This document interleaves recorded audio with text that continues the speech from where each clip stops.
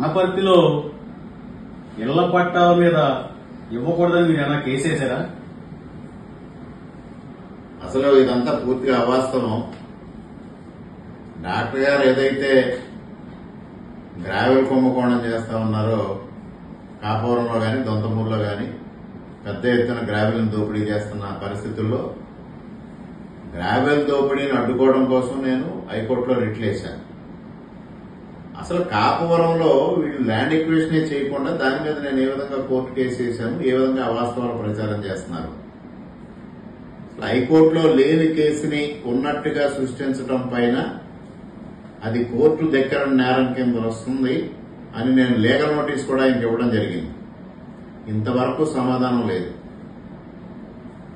ఎన్నికలు అయిన తర్వాత అయినా కూడా ఆయన చేసిన ప్రచారం మీద నేను కోర్టు దగ్గర కింద కేసు వేయడం, ఆయన కోర్టులో దోషిగా నిలబెట్టడం కూడా జరుగుతుంది.